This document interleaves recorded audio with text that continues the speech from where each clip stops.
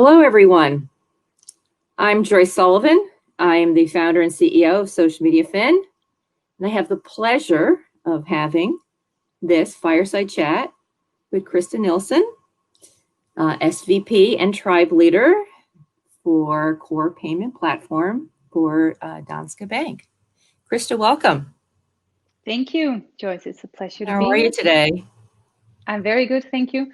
I love that we can sort of connect you where you are and me where I am. It's fun. I know. It gives me energy.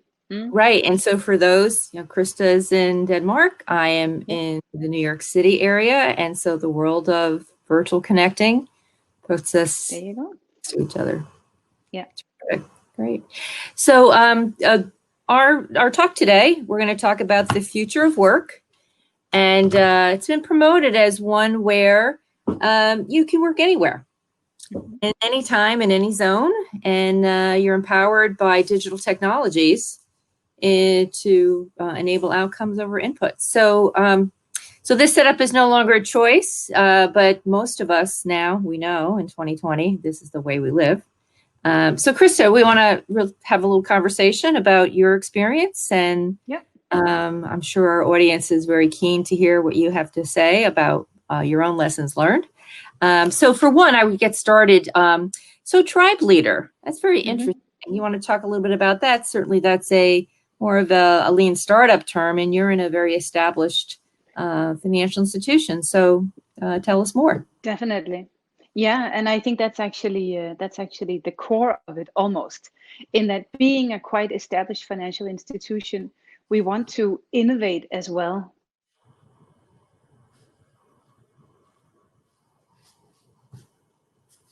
Financial products and value offerings, and so to do that, we're establishing an umbrella that we call Better Ways of Working, which is set out to do at least two things, or probably even three things.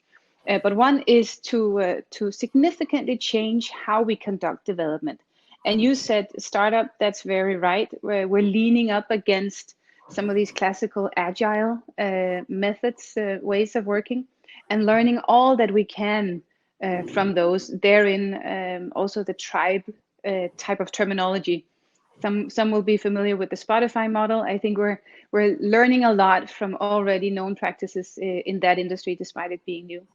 And the other goal is obviously to gain, strong traction on some of our core commercial considerations.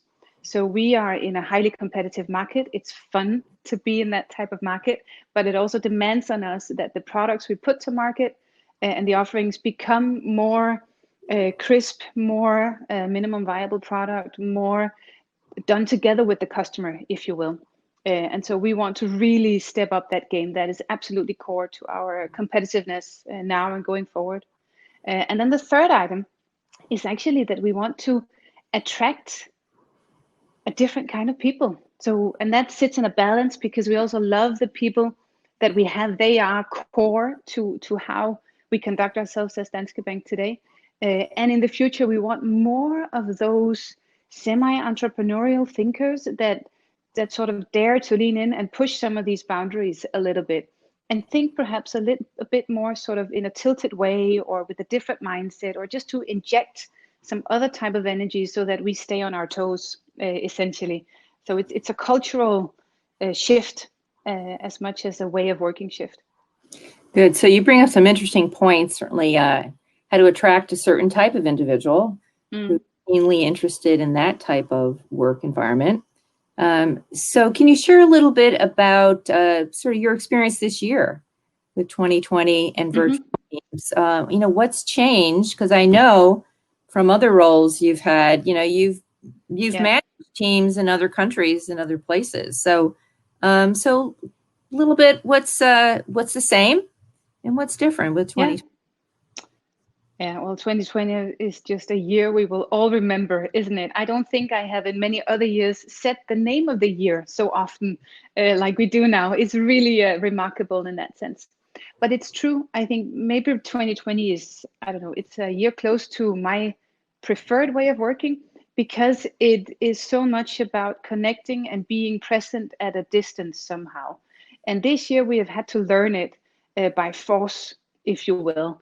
So we've learned how to reach out, how to look each other in the eye through a video camera, how to feel we establish a sense of trust where we can share stuff we don't know, or doubts, or struggles, or ask for help, all of the difficult interhuman interactions in media, or through a media that perhaps where we wouldn't have otherwise chosen, where we would have done the classical, let's sit down next to each other.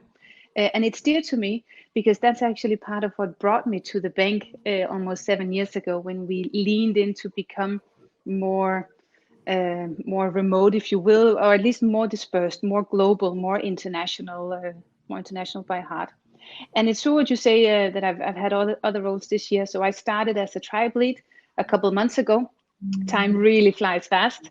And before that, I was part of our banking services setup, where essentially, and it's one of the things that I'm the most proud of, where essentially we got our customers, if you will, everyone who had a need through a very difficult financial exposure as part of the COVID situation, high number of job loss, economic uncertainty, all of the everyday stuff that sits around a bank, not the new stuff with developing the next kind of technological breakthrough in a competitive market with fintechs, but the everyday banking where you need to rely on your bank even when you're in difficulty. And we had to do that by changing our workforce and by adapting to changing customer demands. So we saw the currency exchange rates in Norway fluctuate with insane speed. Then we saw job losses come into Denmark and into Finland. Then we saw different type of economic response packages from governmental institutions, and we had to deploy our workforce of 1,500-ish or so people working with these banking services every day differently on a weekly basis, and sometimes even on a daily basis, so that we could meet the customer need in the given market by really rapid training. And even then also the training would have to be done in a virtual environment, which is also something we would have in the old days taken much more time to do, traveled, sitting next to each other and so on. Now we have had to train up new colleagues, on video, on FaceTime, on Skype, on Teams, on all of it.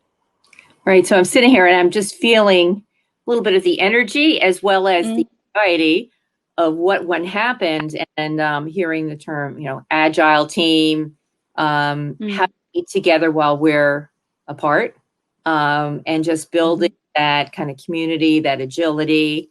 So what are is there a story or two you can share of kind of what happened in 2020, of like how you really did, you had an opportunity or a challenge, and kind of how did the team rally to make that should happen? Make it happen. Yeah, how did the team rally? I think if I go with the situation that we just had here, we saw that what our customers needed for us. So imagine you're a banking customer, you lose your job. We had many of those. Naturally, I'm very exposed to the Danish market. We had many of those. And as a bank, you then need to rely on some type of economic aid, or at least empathy and understanding. And it is the hardcore meddled with the soft core, if you will, in terms of being there and being empathetic. So what we did, we would have our leadership team of 11 functional heads of areas come together every morning with a dashboard overview of where we would have pressure points since yesterday, and where we would have which types of skills available, and where we would have peaks and troughs. So if you will, really classical operational management at scale, but with a different speed altogether. So given this pressured situation, we would talk that there is now a need for the bank as a commercial proposition, together with the government, to do a credit relief package. So we would extend payment holidays, very practically speaking, to a wide array of customers. And in order to do that, we would then overnight train 100 of our colleagues, both in Denmark, but also in Lithuania and in Finland and in Norway and in Sweden. Within 1 and 2 and 3 days altogether, we managed to shuffle around 100 extra people injection into providing payment holidays, so that no customer would suffer due to a health crisis in the short amount of time there. Well, that is something that made everyone very proud to be part of. Yeah. So again, I'm just imagining your daily calls. Okay, we need 100 people trained. Just the resiliency, I think that people were able to show and share. So speaking of resiliency, talk a little bit about kind of remote teams. First of all, obviously there's technology like we're talking to each other here, but are there some basics that people need to have as they're considering how to really have a successful remote working team? Can you talk a little bit of the technology as well as then we'll get into culture? All right. Yeah. May I talk about both tools and strategies, if you will, in terms Sure, of how you use absolutely. tools? Yeah. Because I think the number one tool is the phone connection, very closely followed by a video phone connection. But the strategy is about making an effort. So it's important that you get a chance to look each other in the eye and to show around, this is how I live, this is what I like to do, blah blah blah, something like that. Are you tired today? It's a Monday, or whatever it is. So that type of reality that you bring into it with a video. But the strategy, the thing you do, the behavioral design, is about making the effort. So it is about look at your facial expression of the other. It's about caring to ask, how did it go, or how are you feeling today? Not in the classical, shallow way, if you will, but in the real way, where you actually listen to understand and then go from there, just like you would when you're sitting at a breakfast table together on a business trip and you actually have a real conversation. It's that effort that we're not used to, because we're used to the screens being one way almost, but you have to make the same effort. That's the strategy. Then the tools can be many and few. They can be Zoom, Teams, Skype, FaceTime, WhatsApp. They can be, and I'm not branded in any way or paid to mention any of those, but they all work super fine. But it's the strategy that makes the difference, I think. So it's interesting. You come back to basic, really human communication is truly listening. Of course, you need the connection, but so that's important. So with your team that you manage, can you mention kind of what are some of the do you have time zone challenges? Is it work habits? Kind of like what is a kind of maybe a typical team meeting look like, and how are you cognizant of what people need to be productive? I think the beauty of being put together under pressure, perhaps, is that it brings the sense of purpose so much more into play. Because you can't have the same things that you rely on, really. You can't have your Friday morning breakfasts or your lunch huddles in the same way. So you need a different type of glue. And that glue, I find, is often the purpose. So if you are working towards the same purpose, and if it's something that you really believe in, such as providing economic relief to those in distress situations, that's really easy to buy into, right? It's crisp and clear. If you have that purpose, then that is what you have to always bang on the drum for. And then it's also easier for everyone to understand how what they do contributes to the bigger purpose of things. And so then you can apply if you will follow the sun type of thinking, where if you get up really early in Asia, you have the first crack at it. Then you pass it on to Europe midday or something. When they get in, they have another fresh set of eyes on it. And then they pass it on to the US, to speak very largely across the world by the end of the day, who then have another iteration at it, so on. And then they can pass it onwards to Asia. And in that sense, you can have everyone having time to reflect and think and contribute, and also add on to others' thinking and reflection. No, I love that. I love that follow the sun,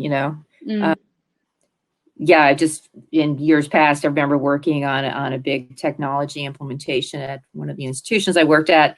And I remember when we were getting the team to organize, it's like, all right, so-and-so in Japan, and or Australia, and then and everybody would hand off. And of course, this was many years before. I've done a lot of those things as well. And it has another beauty to it, because instead of everyone being in a room together saying, all right, are we good? Yes, we're good. We're done. Let's go out for drinks, which is also nice. But instead, you get a chance to look at what someone else did and then think, is there anything here that, so you get another iteration of reflection. And iteration is one of the founding principles of the way of working in agile settings, right? That you get to refine and refine and refine and improve and improve. That's a really strong part of development. Yeah. So love the like 24-hour cycle. And I talk about constant learning, constant growth. Yes. Continuous improvement also. Good. So talk about, if you can share with our audience, just, Danske Bank and, how does this fit into the overall culture? Is this something pretty new and innovative? Has this been a place? So certainly you have a big role and core payments. I know, look, you're behind the scenes, making sure the engine is humming. Exactly. Yeah. Fit into the overall institution. And did you have to be a real trailblazer, or were they just come on along? So give us a little bit what it's like in a day of the life for you. Yeah, in the day of our lives at Danske Bank. We are blessed, and I really consider it a blessing. We are blessed with being both an incumbent in a world of legacy banking, hardcore. It's regulated. It's in a very rigid environment, if you will. But it's also at the edge of financial technology and small companies, entrepreneurs, app builders, breakthrough technology in different shapes and forms. And you even bundle it with lots of psychology and behavioral design and big data analysis and transactions patterns. And I could go on. So it can be very geeky and it can be very legacy anchored.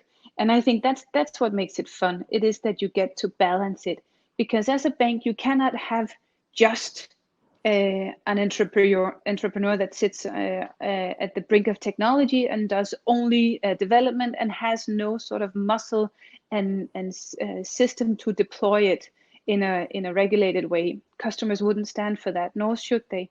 And you can't either win in the future competitive market if you only stay legacy. So I think to us, it's about the balance.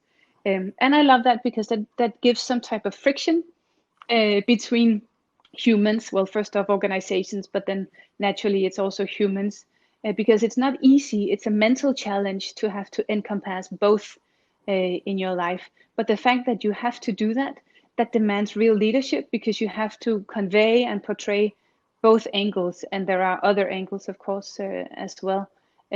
So I think that's a fun leadership challenge. That's really exciting, because it's not black and white.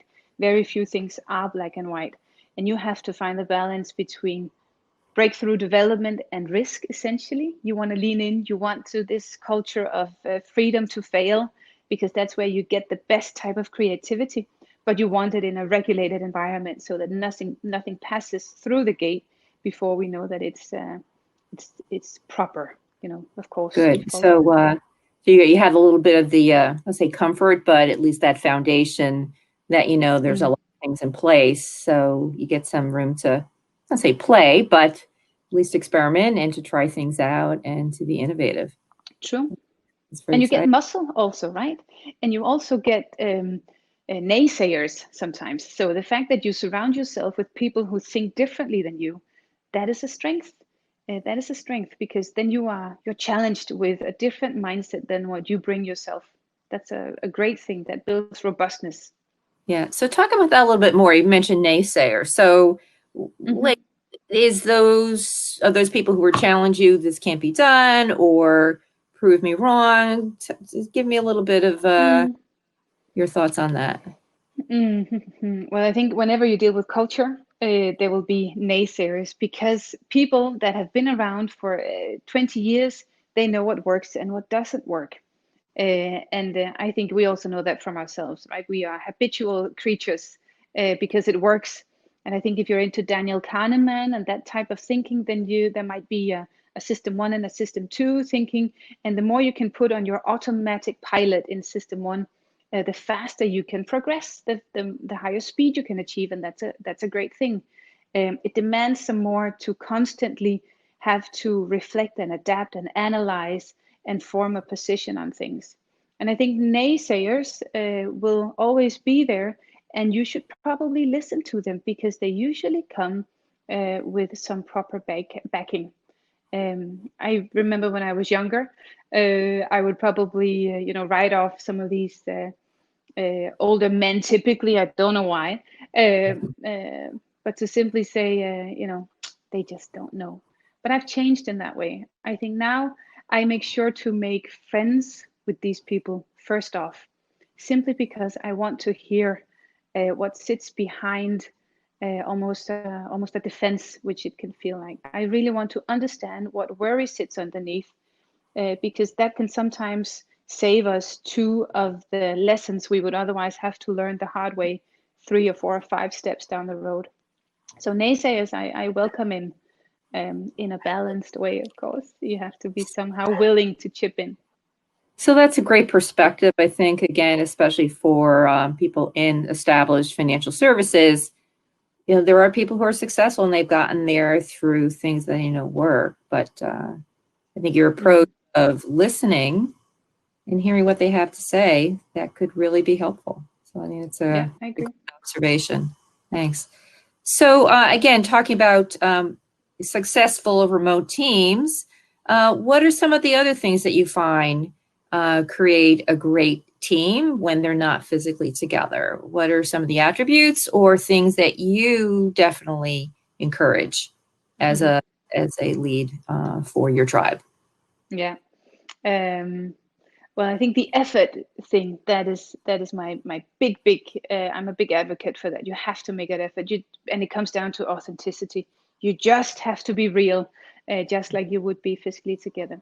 And then I have a tip, which is sometimes you don't even need the video. You just need the phone and then the check-in. So what I do normally when I'm in my car, I drive to the office. Now I'm at home, but normally I would go to an office somewhere, and I spend almost all my time in the car doing these, what I call love calls, which is essentially where you call up someone, and it has to be someone almost random. So, not someone that you have an agenda with on a proper meeting, but someone to check in, to hear how they are, to hear what's on their table. And you should ask the good questions. So not just how are you, but what's on your mind these days? Or what's your biggest thing for your agenda today? Or what's the biggest challenge you have this week? Something that really lets you sort of have a proper conversation, ideally on something difficult. The more people you can share conversations about something difficult, I think the stronger you can get in your own mindset and in your relationships. And that is entirely remote. That has nothing to do with where you sit in the world. God, I love the human connection. It comes down to individuals. So talk about building muscle. That's a terrific muscle. I think we all can build, checking in Absolutely. with Checking in. Yeah, everybody. the love call. Yeah. Yeah. So as we start to wrap up a little bit, I'm starting to think of there's many things that you have experienced and you're having great success with. But there's some things you want to share with our audience as they're considering, gee, I really need to build up my team, or I'm having trouble. What are some tips or kind of suggestions that you could share? A couple of things. One is to remote teaming. I think the celebration, you can do that remotely. So I've had many experiences where we have overcome something working as a team in Finland and Lithuania and Denmark, and then we celebrate with smoothies at 10 a.m.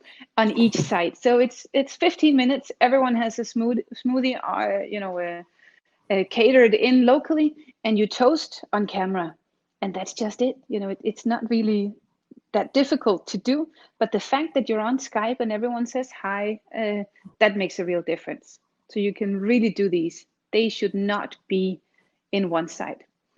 I also have a principle. I always speak and write English, which is the common language. And I think you never know 2 steps down the road if the next person you want to include doesn't speak your home language.